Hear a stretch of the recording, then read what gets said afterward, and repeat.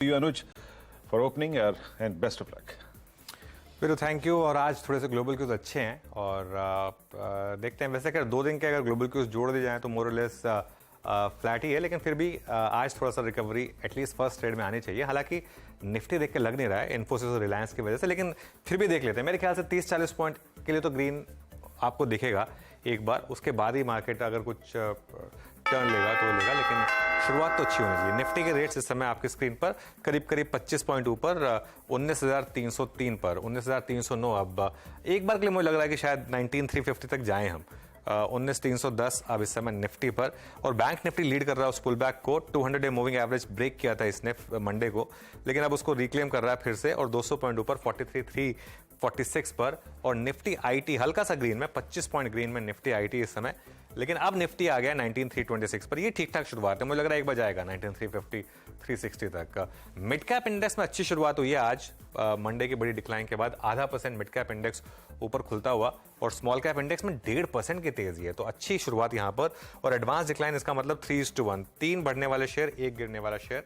इस समय अच्छी शुरुआत मार्केट की 19,330 पर निफ्टी, और बैंक निफ्टी करीब 43,350 के आसपास। इंडिविजुअल्स इंडिसेस में पीएसयू बैंक इंडेक्स जहां सबसे बड़ी गिरावट थी मंडे को 1.5% ऊपर। फाइनेंशियल सर्विसेज इंडेक्स जहां एक्सपायरी हो चुकी है मंडे को, ये करीब 1/3% ऊपर। निफ्टी ऑटो में 1/3% की तेजी। उसके अलावा लेकर आइए मेटल्स में आज 1.7% की तेजी है, चाइना इंपैक्ट। एफएमसीजी हल्की सी तेजी में 0.18%। उसके अलावा फार्मास्यूटिकल्स में 0.5% की तेजी। और क्या चल रहा है, BSE oil and gas index करीब 0.5% ऊपर। और उसके अलावा कैपिटल गुड्स इंडेक्स ये भी करीब 0.6% ऊपर इस समय काम करता हुआ। चलिए अब जरा निफ्टी के गेनर्स लेकर आइए, और सबसे ऊपर हिंडाल्को करीब 3% ऊपर।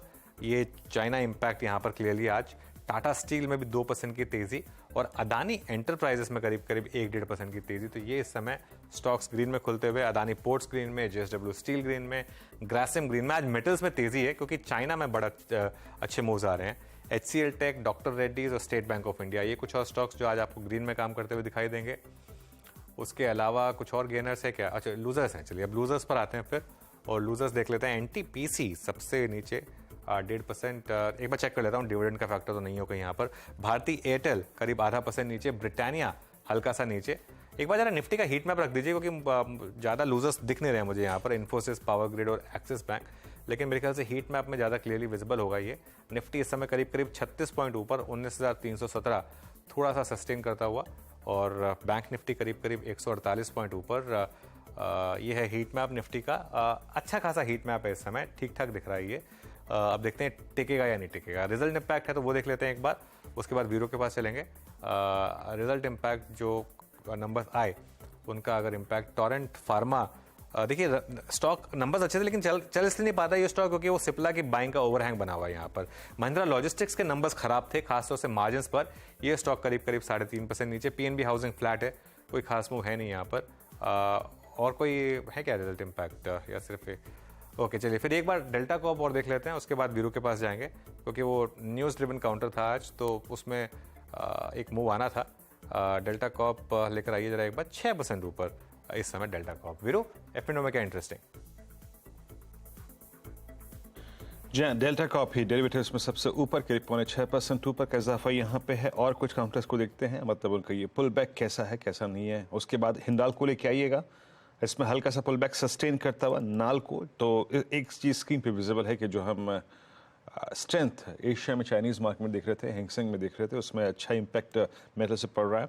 उसके बाद मिड कैप बैंकिंग में एक आरबीएल बैंक अपने सोमवार के ऑलमोस्ट एक क्रैश की परिस्थिति से थोड़ा सा बाहर निकलता हुआ, स्टेबल होता हुआ, closer to 50 day exponential moving average. और